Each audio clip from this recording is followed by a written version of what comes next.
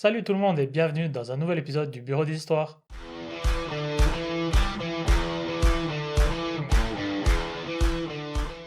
Et on se retrouve aujourd'hui pour trois nouvelles histoires, deux histoires édites et une histoire d'abonnés. Mais avant toute chose, pour ceux qui nous regardent sur YouTube, n'oubliez pas de vous abonner à notre chaîne juste ici en bas, de mettre un petit like ou un grand like et d'activer la cloche parce qu'on sort 2 vidéos par semaine. Et si vous nous écoutez sur votre plateforme audio préférée, n'oubliez pas de vous abonner aussi. Vous pouvez nous mettre 5 étoiles, vous le faites qu'une seule fois, ça dure tout le temps et ça nous fait trop plaisir. Et vous pouvez même aussi activer une petite cloche pour ne rien louper de nos 2 sorties d'épisodes par semaine. Mais c'est parti pour les histoires. Yes. C'est moi le problème d'avoir refusé d'aller au mariage de mon ami d'enfance. Qu'est-ce qu'il a fait encore? C'est Amille, de Amille. nouveau. Amille. Bah écoute, raconte-moi l'histoire déjà. C'est une histoire d'abonné. Je suis une femme de 23 ans. Mon amie d'enfance, je vais l'appeler Mina, 26 ans, s'est mariée en juin dernier avec Fabio, Quoi? 27 ans. Ça va. Depuis le début de leur relation, je l'ai mise en garde à plusieurs reprises. J'étais inquiète pour elle, car il avait déjà eu des comportements violents envers elle. Mais pour Mina, c'était l'homme de sa vie. Malgré les réticences de sa famille, qui était totalement opposée à cette relation, ils ont quand même décidé de se marier. Mina m'a proposé d'être sa demoiselle d'honneur. J'ai refusé. Je lui ai expliqué très clairement que je n'irais pas à son mariage, parce que je suis contre cette union, et que je ne me sentais pas capable de célébrer une relation que je ne cautionne pas. Je lui ai dit que je n'étais pas assez hypocrite pour faire semblant d'être heureuse ce jour-là. Elle a très mal réagi. Elle m'a accusée de ne pas assez tenir à notre amitié, de ne pas vouloir faire un effort pour le plus beau jour de sa vie, surtout quand tous les autres le faisaient. Je ne suis donc pas allée au mariage. Le jour J, son mari m'a envoyé plusieurs messages disant que je brisais le cœur de sa femme. Certains messages contenaient aussi des insultes. Depuis, je n'ai plus aucune nouvelle, ni de Mia, ni de lui. Alors je me demande, c'est moi le problème? Euh, Compliqué un peu à dire, parce que je la comprends, le fait de pas accepter cette union, bah, je trouve qu'elle fait bien de pas aller au mariage, parce que si t'aimes pas quelqu'un ou t'acceptes pas l'union, t'as rien à faire au mariage de la personne. Complètement. Donc sur ce point, je la rejoins plus tôt. Après, il y a toujours la question de se dire, oui, mais si c'est une vraie amie, elle devrait être là pour elle, et pourquoi ne pas être là pour le mariage? Peut-être qu'il a changé, je sais pas. Du coup, ouais, je suis un peu entre deux. Je la comprends, l'abonné. Après, je peux aussi comprendre la mariée d'être fâchée que sa meilleure amie ou n'aille pas à son mariage, quoi. Donc, j'ai du mal à me positionner sur cette histoire. C'est dur de trancher, hein. Ouais. Ouais. Moi, je suis totalement d'accord avec toi sur le fait que si tu cautionnes pas un mariage, bah, comme elle a dit, elle veut pas être hypocrite, à aller puis à dire ouais, plein de bonheur, alors qu'en fait, c'est un type visiblement qui a des tendances violentes. Du coup, c'est parce que tu souhaites à ton amie pour être heureuse. Donc, je trouve qu'elle a bien fait de pas y aller pour, en guillemets, emmener une mauvaise ambiance avec elle. C'est son mariage, elle respecte que ça soit son mariage, donc elle y va pas. Mhm. Je peux comprendre Mina, parce que souvent quand il y a des violences dans ton couple, si tu le vois pas, t'as vraiment tes œillères, bah du coup t'as juste l'impression que ton ami t'abandonne en fait, puis c'est tout ce que tu vois. Ouais, après, je suis pas sûr qu'elle voit pas qu'il y a de la violence. Je pense qu'elle se concentre sur les bons moments et elle met un peu du Tipex sur les moments un peu Oui, plus désagréables. je dis elle voit pas, elle veut pas le voir en Ouais, fait. c'est plutôt ça, oui. Voilà, et du coup bah elle se concentre sur le fait que son ami est pas là pour elle. Donc je comprends que Mina soit blessée. Maintenant je trouve que l'abonné a très bien fait de pas aller, parce que ça veut dire limite qu'elle lui donne son feu vert. C'est qu'elle lui dit c'est ok de te marier avec lui. Oui, Alors que tu le penses pas du tout quoi. oui, mais c'est comme j'ai dit juste avant, il y a aussi un côté où tu peux aller pour essayer de soutenir ta meilleure amie, même si t'es pas d'accord avec ses choix. Mais c'est dans la vision de la mariée, tu vois. Oui, complètement. C'est pour ça que je trouve ça compliqué. Après, moi, il y a juste un petit truc qui me chagrine, c'est le nom du marié.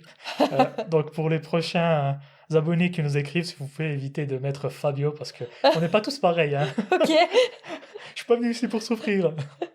Surtout que le dernier truc sur lequel je vais rebondir, j'y ai pensé avant quand t'as dit peut-être qu'il a changé ou comme ça.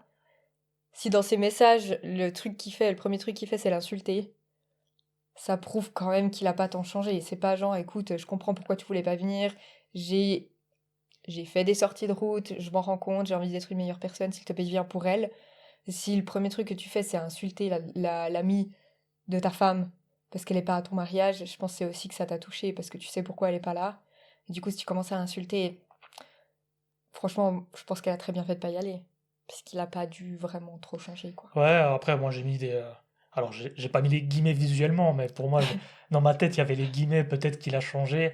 Effectivement, c'est vrai que t'amènes un bon point. Si, s'il y a des insultes par SMS, oh le vieux, Oh yeah, yeah, yeah, par yeah. message, Par Snap. Rattrape-toi. par Minitel. S'il a envoyé en morse.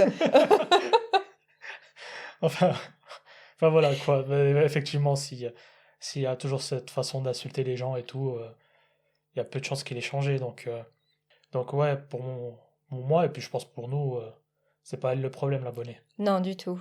Du tout. Et je dirais même, c'est plutôt, malheureusement, celui-là qui porte le même prénom que moi, le, le marié est le problème, quoi. Ouais, carrément. J'espère juste que Mina saura retourner vers elle quand... si, je vais pas lui souhaiter de mal, mais si ça se passe mal dans son mariage, j'espère qu'elle osera pousser la porte de son amie, parce que visiblement c'est une vraie amie. Ouais. Après, peut-être qu'avec le temps, on espère aussi qu'il va changer. Ce serait une bonne chose pour tout le monde. Oui. Alors vraiment, je lui souhaite à 100%, parce qu'être dans un mariage où il y a de la violence, vraiment, tu souhaites ça à personne, quoi. Ouais, Donc voilà. Bon, bah je crois qu'on est plutôt d'accord sur celle-là. on est d'accord. On passe à la suivante. Yes. C'est moi le problème d'avoir rompu à cause du comportement du fils de ma compagne. Bah malheureusement, je crois pas. On va voir. Ça m'arrive de changer d'avis. Mon ex-compagne, Anne, et moi sommes tous les deux enseignants. J'ai 48 ans, elle en a 34. Nous nous sommes mis ensemble quand j'avais 44 et elle 30. J'ai connu son fils depuis qu'il a 11 ans. Je n'ai pas d'enfant biologique. Je précise les faits pour le contexte. Pendant les 4 années où j'ai connu son fils, notre relation a toujours été polie. C'est un bon garçon et je pense sincèrement qu'il deviendra un homme bien. Son père biologique, Dan, en revanche, est quelqu'un de très problématique. Il a 35 ans et il a aussi été l'un de mes élèves. C'est important pour la suite. Dan a rencontré Anne pendant leurs études, dans une autre ville que celle où j'ai toujours exercé. Pendant la majeure partie de notre relation, le fils n'a pas posé de problème. Son père, oui, mais pas plus que beaucoup d'autres parents compliqués. Les choses ont changé lorsque Anne et moi avons commencé à parler sérieusement de mariage. À partir de là, son fils a commencé à se montrer provocateur et à mal se comporter. Il disait que je ne remplaçais jamais son père, devenait conflictuel. En tant qu'enseignant, j'ai déjà vu ce genre de situation chez mes élèves.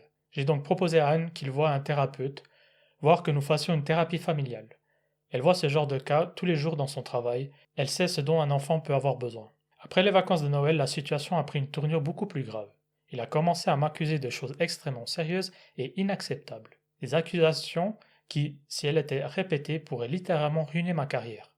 J'en ai parlé à Anne, mais elle m'a répondu qu'il gérait ses émotions et que je devais comprendre. Je lui ai expliqué que je comprenais sa colère et sa confusion, mais que certains mots pouvaient avoir des conséquences irréversibles. Elle a refusé de voir mon point de vue. J'aime pas trop la tournure de cette histoire. J'ai même abordé le sujet en thérapie, et elle a continué à défendre son fils. Il a répété ses accusations pendant une séance en disant que j'aurais pu être son enseignant quand elle était enfant. Techniquement c'est vrai, sauf que je ne l'ai jamais rencontrée avant ses 30 ans, c'était une adulte, déjà mère. Je ne peux pas prendre le moindre risque avec mon travail, j'ai donc mis fin à la relation et j'ai déménagé. Elle pense que je surréagis, ses parents estiment qu'il faudrait ralentir les choses et laisser son fils le temps de s'adapter. Elle me manque, mais je ne peux pas vivre avec ce genre d'accusations autour de moi, surtout quand elle n'a jamais vraiment posé de limite à son enfant. Alors je me demande, c'est moi le problème? Non, je pense qu'il a très très bien fait de partir, hein. Ouais, Ça tournait très très mal ces histoires. Et si elle n'arrive pas à le défendre dans ce genre de moment-là, sur des trucs autant graves, parce qu'on peut très bien imaginer ce dont il l'a accusé, je pense qu'il faut effectivement qu'il s'en aille. ouais. Alors j'ai enlevé certains mots justement pour les réseaux, pour pas que notre vidéo, notre podcast soit signalé, donc c'est pour ça que j'ai mis des choses un peu plus Évasive. évasives, voilà. Donc, mais je pense que tout le monde a compris de quoi l'enfant accusait le beau-père de faire. Donc, effectivement, c'est quand même compliqué, surtout quand tu es enseignant, et surtout si t'as jamais rien fait, quoi. Bah oui. D'avoir ce genre de réflexion juste parce que tu as 15 ans d'écart avec sa mère et qu'il accepte mal l'union qu'ils vont bientôt avoir, quoi. Ouais, après, est-ce que c'est l'enfant qui accepte mal l'union ou est-ce que c'est Dan qui accepte pas l'union et qui, à travers son enfant, balance des trucs pareils dans la tête de son gamin? Parce que c'est étonnant, du moment où ils ont parlé de mariage, il a switché. Donc Ouais, à c'est mon possible. avis, c'est le père qui a pas du tout apprécié que son ex se remarie, et puis il passe à travers l'enfant pour saboter le truc. C'est une bonne piste, je pense. Bah ouais, ouais, c'est directement ce que je me suis dit. Je me suis dit, ah, il y a Dan qui est dans le coin pour ça. C'est là où tu vois, c'est toujours compliqué les relations dès que un des deux a des enfants et qu'il faut vraiment pas se précipiter et vraiment être un peu en cohésion entre les deux, le beau-père et puis la mère dans ce cas-là. Faut Ouais, vraiment faire attention à ce genre de choses et puis faire attention aux enfants. oui. Souvent, peut-être les adultes, quand ils reforment une famille, ils oublient que derrière, il y a aussi les enfants parce qu'ils sont amoureux comme des gamins et ça peut aller loin. Mais effectivement, moi je te rejoins sur le fait qu'il a bien fait parce que, en plus, c'est certainement une histoire américaine. Et là-bas, voilà, c'est pas comme en France ou en Suisse où ils rigolent pas avec la justice, donc ils risquent gros. Donc, Ah ouais, complètement. Là, il peut être mis sur une liste de personnes douteuses toute sa vie. Il peut perdre son travail, ses licences. Enfin, je veux dire, ça peut aller très très loin, quoi. et je pense une vingtaine, trentaine d'années de prison, quoi. Donc, Ouais. ouais, c'est. J'ai de la peine à comprendre pourquoi la mère cadre pas ça. Parce qu'à la rigueur, si t'as un enfant qui a un peu de la peine à accepter ton compagnon, qui pique des colères et des choses comme ça, tu peux dire, écoute, il faut lui laisser le temps d'accepter, ça, il n'y a pas de souci. Mais de commencer à mitonner sur des sujets pareils, je pense qu'en tant que maman, tu te dois aussi de cadrer ça et de dire, écoute, tu peux pas dire des choses pareilles. Ça ne se fait pas. Tu peux briser la vie de quelqu'un ou d'aller voir d'où ça sort. Enfin, je pense qu'il faut aller un petit peu creuser quand tu as ce genre d'accusation dans la bouche d'un enfant jeune ado. Tu peux pas juste laisser l'expression de sa colère, quoi. Oui, et en plus, là, il l'accuse de ça, mais parce qu'il est avec sa mère qui est 15 ans plus jeune, pas parce qu'il a eu un comportement bizarre avec lui. Ouais, C'est vraiment question d'écart d'âge. Donc, c'est pour ça que je rejoins ta théorie de l'ex qui essaie de monter un peu la tête de l'enfant, quoi. ouais. Et c'est vrai que, ouais, non, je pense si tu peux pas compter sur ta ou ton compagnon, de manière très générale, pour te protéger de ce genre d'accusation, effectivement, t'as rien à faire là. Je pense que c'est mieux que tu t'en ailles. Je suis d'accord avec toi. Donc non, c'est pas lui le problème. On est d'accord. Ok, Bon, dernière histoire? ouais. C'est moi le problème d'avoir demandé à une femme d'arrêter de me filmer à la salle de sport. Non, c'est pas lui le problème. D'ailleurs, c'est un fléau dans les salles de sport. On en a Carrément. marre. C'est pour ça que j'ai choisi celle-là, je me suis dit c'est bien de rappeler aux gens. Moi, homme de 31 ans, je vais à la même salle de sport presque tous les matins avant le travail. C'est une salle de sport classique, d'une chaîne, mais pas de ces salles influenceurs, même si certaines personnes filment parfois leurs séries. Il y a des panneaux qui indiquent qu'il est interdit de filmer d'autres adhérents sans leur consentement. Mais en pratique, ça arrive quand même. Il y a quelques semaines, une femme, appelons-la Jenna, a commencé à installer un trépied près des machines à câbles. Honnêtement, je m'en fichais. Je ne cherche pas à jouer à la police de la salle. J'ai fait mon entraînement et j'ai essayé de rester hors de son champ. Sauf que j'ai commencé à remarquer que j'apparaissais régulièrement dans ses vidéos, en arrière-plan. Un jour, je faisais des élévations latérales et son téléphone était orienté vers le miroir, ce qui montrait une grande partie de la salle derrière elle. Je m'en suis rendu compte parce que je pouvais littéralement me voir dans le miroir, sur l'écran de son téléphone, en passant derrière. Je ne dis pas qu'elle le faisait exprès. Mais je n'ai vraiment pas envie de me retrouver dans les vidéos d'une inconnue à 7 heures du matin, à moitié réveillée et en sueur.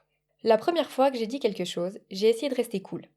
J'ai attendu qu'elle soit entre deux séries et je lui ai dit « je crois que je suis dans le fond de ta vidéo, ça te dérangerait de régler un peu l'angle ?» Elle a soupiré, déplacé légèrement le téléphone et m'a répondu qu'elle filmait juste pour vérifier sa posture. Une semaine plus tard, rebelote. Cette fois, j'ai été plus directe. Je ne suis pas à l'aise à l'idée d'apparaître dans tes vidéos. Est-ce que tu peux cadrer plus serré ou orienter ailleurs, s'il te plaît? Elle s'est agacée et m'a dit que si je n'étais pas à l'aise, je n'avais qu'à m'entraîner ailleurs, puisque c'était une salle publique. Là, ça m'a franchement énervée. Je lui ai répondu que ce n'était pas un lieu public, mais une entreprise privée, et que ce n'était pas moi qui filmais. Elle a levé les yeux au ciel et est partie. Du coup, je suis allée à l'accueil pour demander quelle était réellement la règle. On m'a expliqué que filmer était autorisé, mais que si quelqu'un ne voulait pas apparaître dans une vidéo, la personne qui filme devait ajuster son cadrage, et que le personnel pouvait intervenir si le problème persistait. J'ai précisé que je lui avais déjà demandé 2 fois, ils sont donc allés lui parler. Fight! Après ça, elle m'a confrontée près des vestiaires. Elle m'a traité de pervers, parce que je la regardais, m'a accusé d'essayer de contrôler les femmes à la salle, et m'a dit qu'à cause de moi, elle se sentait maintenant ciblée et anxieuse à l'idée de venir s'entraîner. Waouh! Oh là là. Et maintenant, je me demande si je suis pas allée un petit peu loin en faisant intervenir le staff. Je voulais juste ne pas apparaître dans le contenu de quelqu'un d'autre, mais je comprends aussi que passer par le personnel peut sembler plus agressif que de simplement laisser couler. Alors je me demande, c'est moi le problème? Mais non, c'est pas toi le problème. Ah, je suis désolé, déjà, moi, pour moi, ça. Alors, ici, où on habite, il n'y a pas trop de gens qui filment énormément à la salle. Mais moi, j'ai l'exemple d'une qui filme de temps en temps à la salle. Bah, moi, ça me dérange aussi. Je suis là, j'ai pas envie qu'on me filme, quoi. Ouais. Si t'es en arrière-plan, c'est normal. T'as pas forcément envie qu'elle te poste dans un réseau. Tu maîtrises pas finalement ton image. Ou tu sois décoiffé pour moi, tu vois. Ouais, bah oui, c'est droit ce à quoi j'ai pensé. Je t'imagine ta coiffure, je sais pas. Et puis après, sa défense, là, de dire qu'elle essaie de contrôler les femmes. Ouais, franchement, tu vas un peu trop loin, là. Ouais, surtout que si c'était dans l'autre sens, on penserait même pas à ça. Ouais, On se ça aurait dirait été c'est un. un homme qui filme une femme, ça se fait pas. Je Hein. pense qu'on peut aussi respecter qu'un homme n'ait pas envie d'être filmé, quoi. Et comme le mec lui a dit, t'as qu'à cadrer un peu mieux. C'est vraiment juste pour voir tes mouvements. Et t'as pas besoin d'un grand angle. Ou sinon, bah, tu demandes à quelqu'un à la salle s'il peut vite te filmer pour une série. T'as pas besoin de filmer toutes tes séries si tu veux juste voir le mouvement. Bien sûr. Donc, non, mais voilà, ça, c'est un petit fléau des réseaux sociaux où tout le monde se filme pour poster, etc. Alors que, ou sinon, l'autre alternative, c'est qu'elle aille à un horaire où il y a beaucoup moins de monde et où elle peut se filmer tranquillement. Aussi, ouais. Mais après, c'est vrai que c'est pas à lui de changer. Comme elle a dit, il a qu'à aller ailleurs. Enfin, c'est pas à lui de changer sa routine parce qu'elle veut absolument se filmer. Mais pour moi, c'est simple. Dans les fitness, ça devrait être interdit de se filmer. Ouais. Et puis après, bah, si t'es influenceur, fitness, etc., bah, tu t'arranges avec le club, tu vois peut-être plus tôt ou plus tard, ou tu réserves une partie du fitness, et puis tu fais tes shootings si t'as besoin, ou tes mouvements, mais Ou tu te fais un home gym. ouais, un Et home comme ça, gym. tu déranges personne. Ça coûte un peu plus cher, ça, tu vois. Ah bah écoute. Mais c'est vrai que par essence, une salle de sport, les gens, c'est pour aller s'entraîner. Après, c'est clair que ça peut motiver de poster, d'avoir des commentaires, de dire t'as bien pris, tu perds du poids, t'as pris du muscle, c'est cool, continue. Je comprends.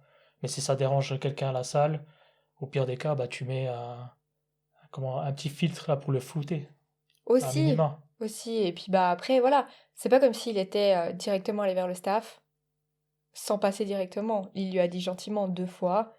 Puis c'est vrai que la troisième fois, si elle est pas du tout coopérative, ben, il a le droit de se renseigner sur quelles sont les réelles règles et qu'est-ce qu'il peut faire pour pas apparaître dans les vidéos d'inconnus. Parce qu'elle dit c'est juste pour ma posture, mais est-ce que c'est vrai?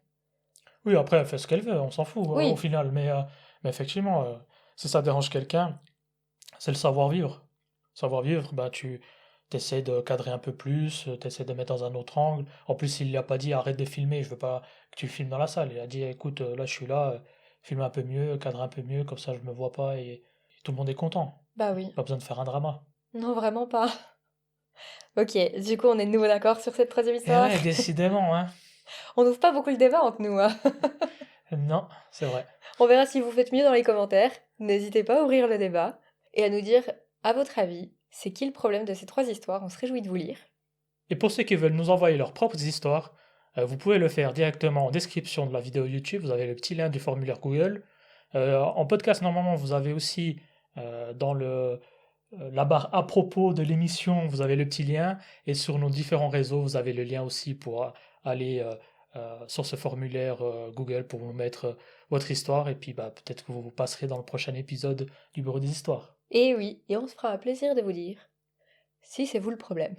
Et une petite dernière information avant de vous quitter. On a récemment ouvert une page Instagram et même Facebook. Peu importe votre génération, vous pouvez nous trouver.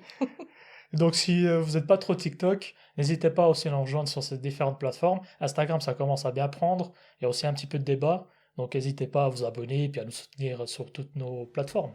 Oui, vous nous verrez partout, ce sera incroyable. Et puis bah, sur ce, on y va comme ça. Yes! Allez, bye bye. Bye.